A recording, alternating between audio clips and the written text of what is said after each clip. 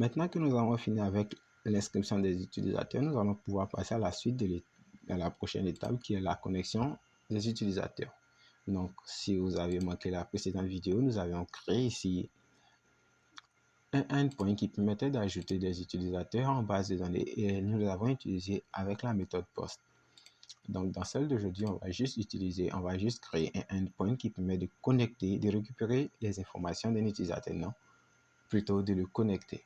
Donc ici, on va juste appeler la même méthode POST, seulement que là, le endpoint, ça ne sera pas registré, ça sera login. Et ici, la méthode qu'il va utiliser, ça sera la méthode login. Donc, on retourne maintenant au niveau du hôte controller et on va créer cette méthode login. Donc ici, on aura une public function login. Et puisqu'on voudra utiliser les données qui vont provenir des clients, on va utiliser la request pour récupérer les données. OK. Et là, ici, pour vérifier l'authentification, on va utiliser le middleware hôte. Non, on va utiliser plutôt la façade hôte. Donc, on va ici faire un if différent de hôte. C'est-à-dire, si ce qu'on attend de l'utilisateur, on compare les données entrées par l'utilisateur et quelles sont ces données, on prend l'email et le mot de passe. On compare le mot de passe et l'email que l'utilisateur va entrer avec ce qu'il y a dans la base.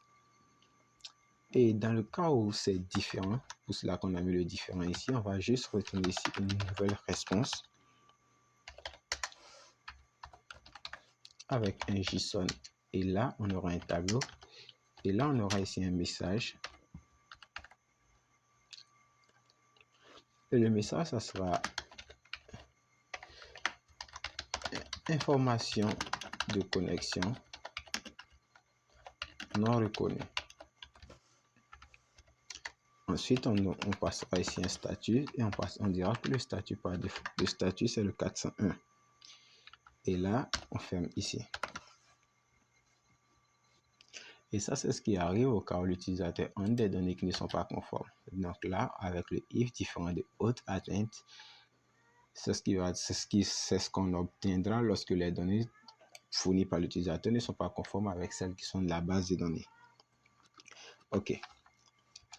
Dans le cas contraire, on va juste ici créer ici une variable user et on va lui dire maintenant de chercher dans la base de données et on fait un where email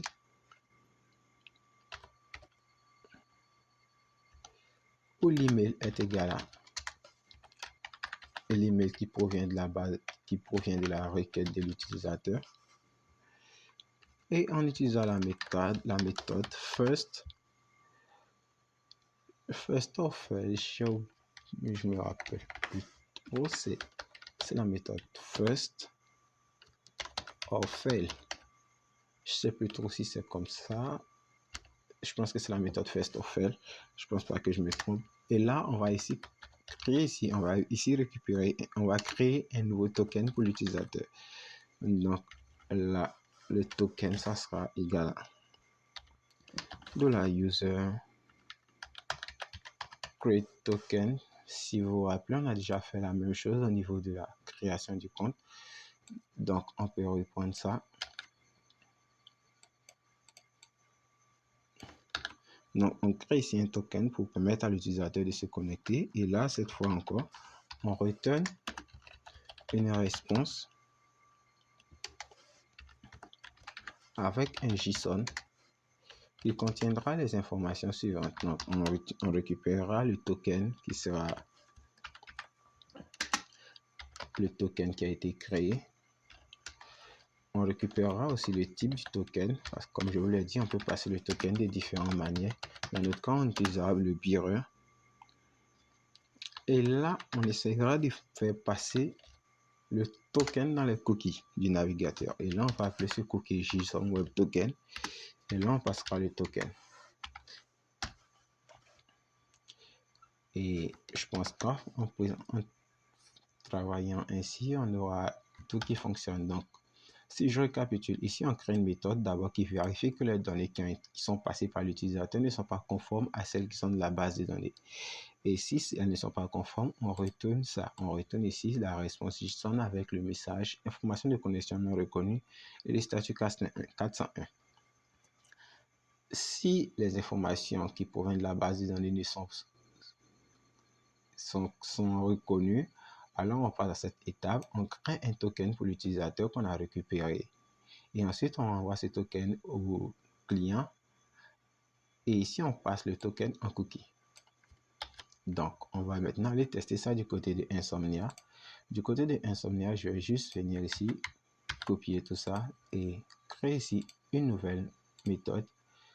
Et là, je vais l'appeler connecter un utilisateur. Et ici, je vais juste venir au niveau du body, coller ça, aller ici, prendre l'adresse de l'URL et ici appeler la méthode login. Et ici, ça sera la méthode, ça sera en poste.